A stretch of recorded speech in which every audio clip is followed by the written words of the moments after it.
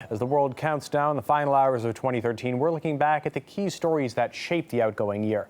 Well, everyone will have some personal things to remember. Some of the year's events reached out to affect millions, from the global spy scandal to diplomatic breakthroughs in the Middle East and the early release of Russia's most famous prisoner. Here's how 2013 may go down in the books.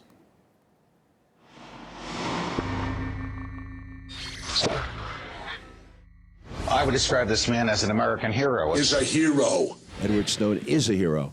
The whistleblower sent a worldwide wake-up call with the ultimate revelation of 2013. The former NSA analyst told it all. America was spying on citizens, world leaders, friends, and foes alike. The man has broken the laws. I know he damaged the country. I think he's a traitor. Snowden quickly became the most wanted man of the year, with the U.S. ready to stop and search a president's plane just in case. My first thought when I was forced to land was, how can European countries obey the will of the US? I imagined these nations were defenders of democracy. Snowden made Moscow's airport his home for weeks before finding a way out. And it was not his plan to end up here. It was the United States made him stateless by revoking his passport. And Russia, to its credit, actually recognized international law and granted him political asylum. The whistleblower remains in an undisclosed location in the Russian capital.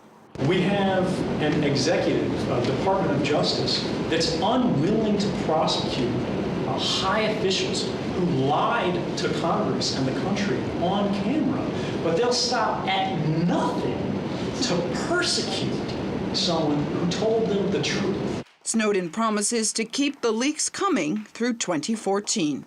Together, we can find a better balance, end mass surveillance, and remind the government that if it really wants to know how we feel, asking is always cheaper than spying.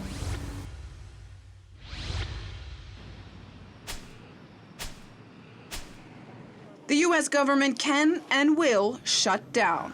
It came to a standstill for over 2 weeks in what's becoming an annual tradition. Brand America took a beating here. Lawmakers couldn't agree on raising the debt ceiling and came very close to defaulting on some $17 trillion.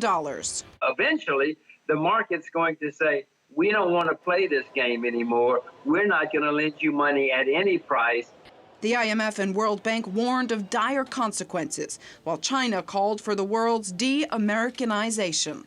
Given that we see time and time again these political crises appear in the U.S., I think there would be more calls for a sort of trying to reduce dependency on America. Eventually, a deal, and thousands of federal employees could go back to work. Parks and war memorials reopened, and protests died down.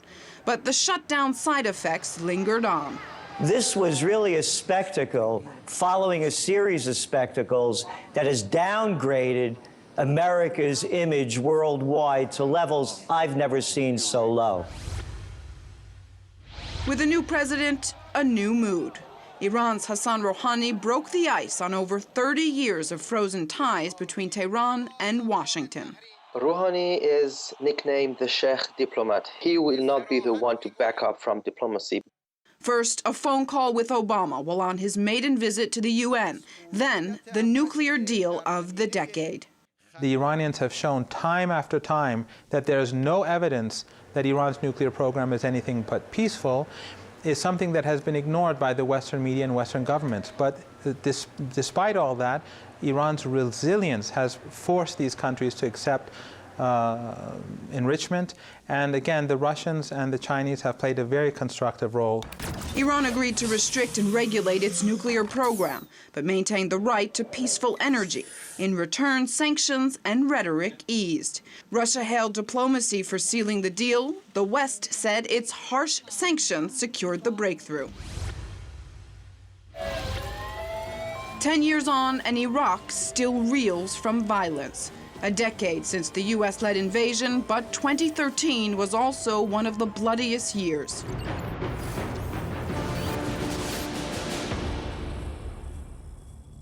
The United States employed a classic divide-and-rule strategy, pitting people of different sects against each other and inciting violence that is completely unprecedented in that country. The civilian deaths continue to mount. At the time of the occupation, the U.S. Occupiers favored certain groups in the population against others, demolished the state that existed, and said, in its place, we are going to give you something new and better, democratic and wonderful. My message to Assad is go. He has the most phenomenal amount of blood on his hands. Assad didn't go, nor did the rebels. Meantime, the Syrian civil war reached 100,000 deaths, while it's still not resolved as to who was behind August's chemical attack, which killed some 1,500 people. Appear on to our investigation that that was used by the opponents. Anybody who reads the facts and puts the dots together, which is easy to do, and they made it easy to do, understands what those facts mean. Those facts weren't revealed, yet brought Obama very close to direct military action against Damascus. He was committed to launch a bombing campaign. But then, a breakthrough. Today's historic resolution is the first hopeful news on Syria in a long time. Russia and the U.S. led a deal which saw President Assad agree to give up Syria's chemical weapons. The slow disarmament process began, but still no sign from the fractured rebel factions of a willingness to unite for peace.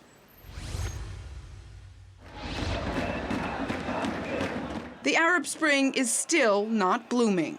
It's actually quite shameful to see countries and leaders of Western governments who hail themselves as beacons of democracy supporting the slaughter of democracy and its supporters in Egypt.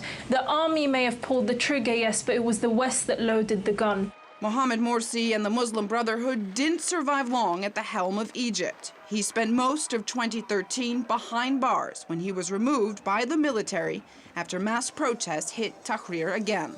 We have seen a legitimately elected democratic government overthrown.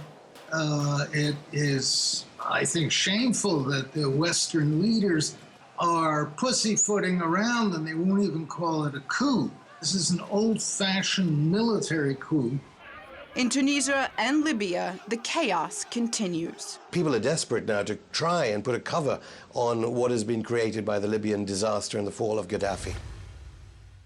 Guantanamo's not going. The guards strap the detainee down to a chair, then they put a mask over his face so that the detainee can't move, bite or spit. Then the nurse snakes the feeding tube into nasal cavity. A mass hunger strike refocused global attention on the prison. At one point, most inmates were refusing food. The prisoners who've not met one another and have speak different languages keep saying the same thing, that we were tortured, we were abused. They tied our hands to the chair, they shackled our legs to the ground, they put a strap across our heads, and they forced in a tube into our noses. Force-fed twice daily, the routine for many at the prison, which President Obama pledged to close over 5 years ago. Drones targeting terrorists, but killing more civilians. I mean, how many people are we going to have to kill before we can finally say, okay, that's it, objective achieved, war over, we can call this thing off? Terrorists in Yemen and Pakistan, but also wedding parties and family dinners. Entire communities are being shattered. So you may have 1 or 2 or 3 intended targets being killed, the bad guys, but then you have 100, 200, 300 completely innocent people being killed. America does not take strikes to punish individuals. We act against terrorists who pose a continuing and imminent threat to the American people.